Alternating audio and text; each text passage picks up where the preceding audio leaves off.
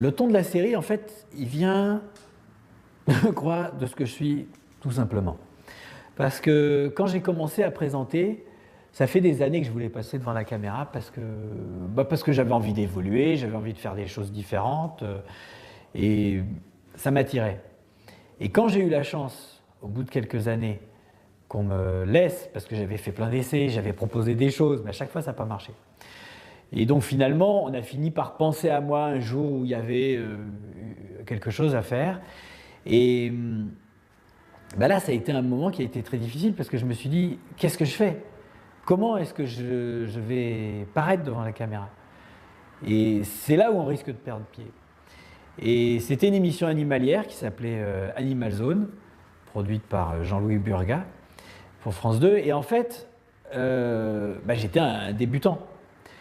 Et j'ai pris une décision ce jour-là, c'est-à-dire que je ne me suis pas dit je vais essayer de faire ça ou je vais essayer de faire ça.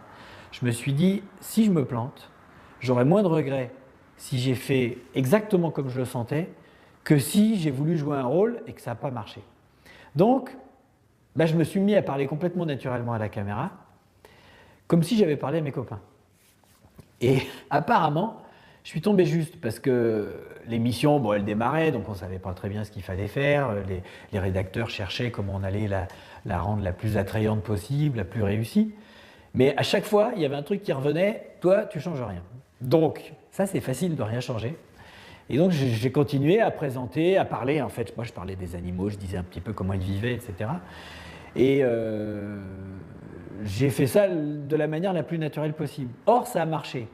Ce qui m'a permis de rebondir sur une autre émission qui s'appelait Les Nouveaux Mondes, qui passait à 20h50. Ça, c'était quand même un coup de bol. Après 3 mois de présentation, de se retrouver à 20h50 sur France 2, je ne pouvais pas refuser un truc pareil.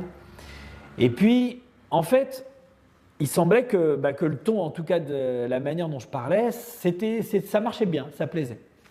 Mais c'est des émissions qui n'ont peut-être pas réussi à faire des gros cartons, mais moi, j'ai été super content de les faire.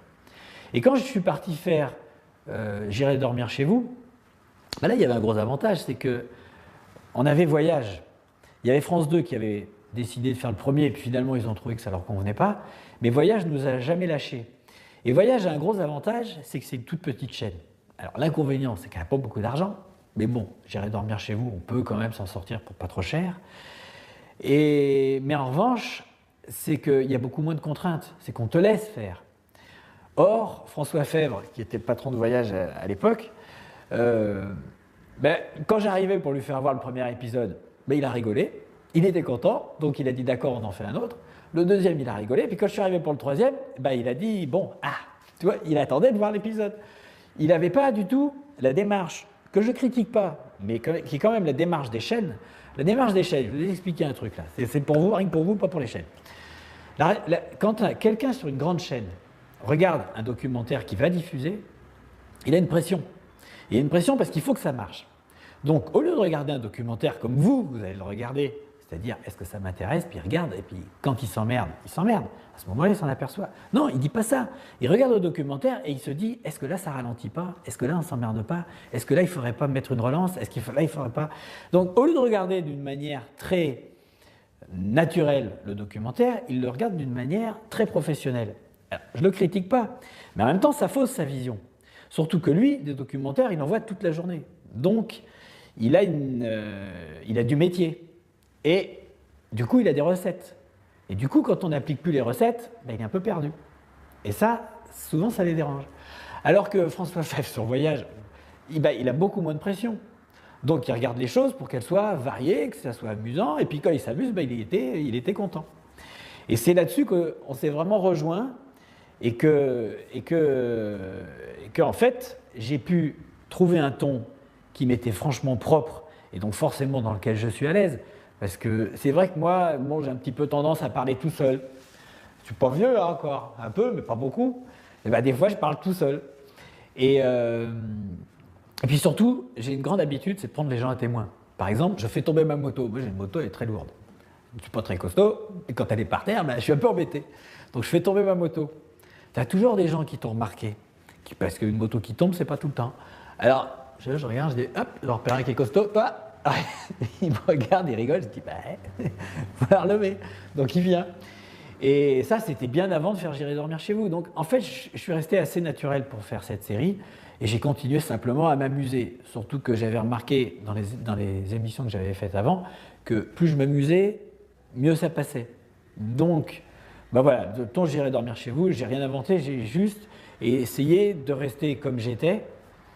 Et puis, il s'est avéré que, comme la série a eu la chance, en fait, peut-être, de ne pas passer sur une grande chaîne tout de suite, où on te dit, mais non, là, c'est moyen, il faut faire comme ci, comme ça, on m'a laissé faire. Et donc, elle a un gros avantage, c'est qu'elle est cohérente.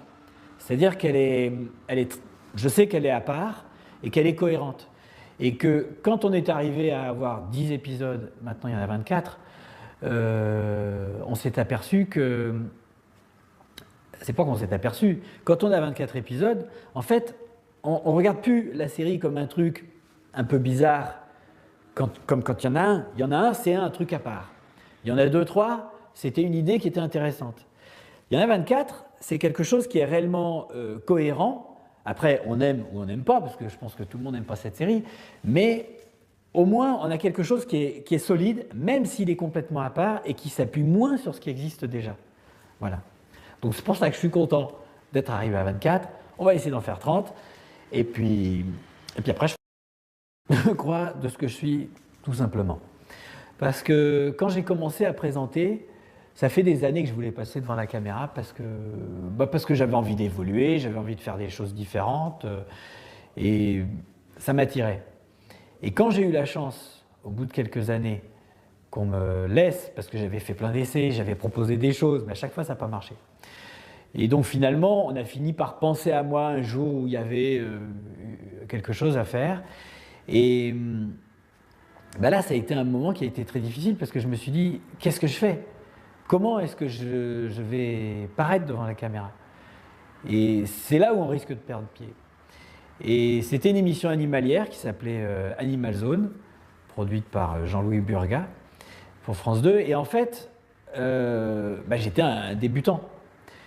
Et j'ai pris une décision ce jour-là, c'est-à-dire que je ne me suis pas dit je vais essayer de faire ça ou je vais essayer de faire ça. Je me suis dit si je me plante, j'aurai moins de regrets si j'ai fait exactement comme je le sentais que si j'ai voulu jouer un rôle et que ça n'a pas marché. Donc, je me suis mis à parler complètement naturellement à la caméra, comme si j'avais parlé à mes copains. Et apparemment, je suis tombé juste parce que l'émission, elle démarrait, donc on ne savait pas très bien ce qu'il fallait faire. Les rédacteurs cherchaient comment on allait la rendre la plus attrayante possible, la plus réussie. Mais à chaque fois, il y avait un truc qui revenait, toi, tu ne changes rien. Donc, ça, c'est facile de rien changer. Et donc, j'ai continué à présenter, à parler. En fait, moi, je parlais des animaux, je disais un petit peu comment ils vivaient, etc. Et j'ai fait ça de la manière la plus naturelle possible. Or, ça a marché. Ce qui m'a permis de rebondir sur une autre émission qui s'appelait Les Nouveaux Mondes, qui passait à 20h50. Ça, c'était quand même un coup de bol. Après 3 mois de présentation, de se retrouver à 20h50 sur France 2, je ne pouvais pas refuser un truc pareil. Et puis, en fait, il semblait que le ton, en tout cas de la manière dont je parlais, ça marchait bien, ça plaisait. Mais c'est des émissions qui n'ont peut-être pas réussi à faire des gros cartons, mais moi, j'ai été super content de les faire. Et quand je suis parti faire J'irai dormir chez vous, là, il y avait un gros avantage, c'est qu'on avait Voyage. Il y avait France 2 qui avait décidé de faire le premier, et puis finalement, ils ont trouvé que ça ne leur convenait pas. Mais Voyage ne nous a jamais lâchés. Et Voyage a un gros avantage, c'est que c'est une toute petite chaîne. Alors l'inconvénient, c'est qu'elle n'a pas beaucoup d'argent, mais bon, J'irai dormir chez vous, on peut quand même s'en sortir pour pas trop cher. Mais en revanche, c'est qu'il y a beaucoup moins de contraintes, c'est qu'on te laisse faire. Or, François Fèvre, qui était le patron de Voyage à l'époque, quand j'arrivais pour lui faire voir le premier épisode, il a rigolé, il était content, donc il a dit d'accord, on en fait un autre. Il y a une pression parce qu'il faut que ça marche. Donc, au lieu de regarder un documentaire comme vous allez le regarder, c'est-à-dire est-ce que ça m'intéresse, puis il regarde, et puis quand il s'emmerde, il s'emmerde. À ce moment-là, il s'en aperçoit. Non, il ne dit pas ça. Il regarde le documentaire et il se dit est-ce que là, ça ralentit pas ? Est-ce que là, on ne s'emmerde pas ? Est-ce que là, il ne faudrait pas mettre une relance ? Est-ce qu'il ne faudrait pas… Donc, au lieu de regarder d'une manière très naturelle le documentaire, il le regarde d'une manière très professionnelle. Alors, je ne le critique pas, mais en même temps, ça fausse sa vision. Surtout que lui, des documentaires, il en voit toute la journée. Donc, il a du métier. Et du coup, il a des recettes. Et du coup, quand on n'applique plus les recettes, ben, il est un peu perdu. Et ça, souvent, ça les dérange. Alors que François Fèvre, sur Voyage, il a beaucoup moins de pression. Donc, il regarde les choses pour qu'elles soient variées, que ça soit amusant. Et puis, quand il s'amuse, ben, il était content. Et c'est là-dessus qu'on s'est vraiment rejoints et que en fait, j'ai pu trouver un ton qui m'était franchement propre et donc forcément dans lequel je suis à l'aise.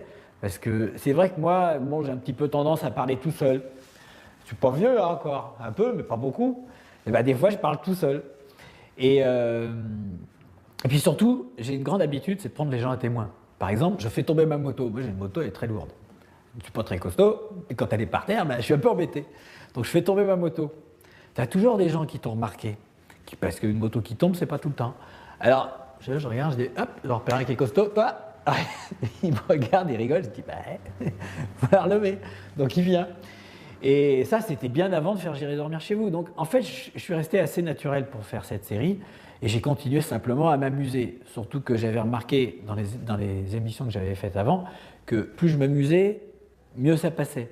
Donc, ben voilà, de ton J'irai dormir chez vous, j'ai rien inventé, j'ai juste essayé de rester comme j'étais.